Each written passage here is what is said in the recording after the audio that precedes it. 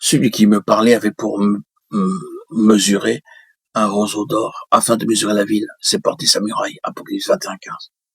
Nous remarquons qu'aucune dimension n'est mentionnée concernant les portes, comme c'est le cas pour la ville et la muraille. Les 12 portes étaient 12 perles. Chaque porte était d'une seule perle. Apocalypse 21:21. De quelle mesure s'agit-il?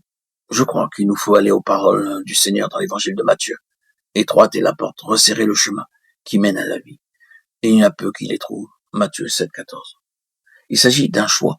La porte étroite et le chemin resserré sont ceux d'une vie entièrement consacrée à la volonté de Dieu, qui ne dispose plus d'elle-même, afin de connaître cette union vivante avec Christ ressuscité. Celui qui est uni au Seigneur est avec lui un seul esprit. 1 Corinthiens 6:17. Une seule perle pour chaque porte évoque l'aspect d'un tout unitaire, et cette spécificité est également soulignée concernant la tunique du Seigneur. Elle était d'un seul tissu. Jean 19:23. Ainsi, une seule perle souligne que l'unité et l'harmonie parfaite de la nature de Dieu auront été rétablies en nous, et nous serons comme Christ, un tout parfaitement coordonné. Ainsi, l'œuvre du Saint-Esprit et de la croix a pour but d'ôter le désordre causé par la chute, pour nous reconstituer selon cette unité parfaite qu'est Christ. La question si souvent soulevée est la suivante. Tous seront-ils dans la cité de Dieu? Allons à la première lettre aux Corinthiens, où Paul montre que les croyants n'occupaient pas leur position et étaient de ce fait en grand danger de perdre leur héritage. 1 Corinthiens 10:1-10. De même, au chapitre 3 de l'Épître aux Hébreux, le Seigneur met en garde ses croyants concernant leur héritage et les exhorte à prêter attention à ce que dit le Saint-Esprit. Christ l'est comme fils sur sa maison, et sa maison, c'est nous, pourvu que nous retenions. Hébreux 3:6.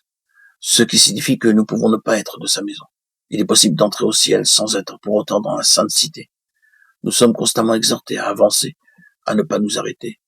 Nous ne serons jamais satisfaits, mais comme Paul, courons dans la vocation céleste pour remporter le prix, entrer dans le royaume céleste et être membre de la cité céleste.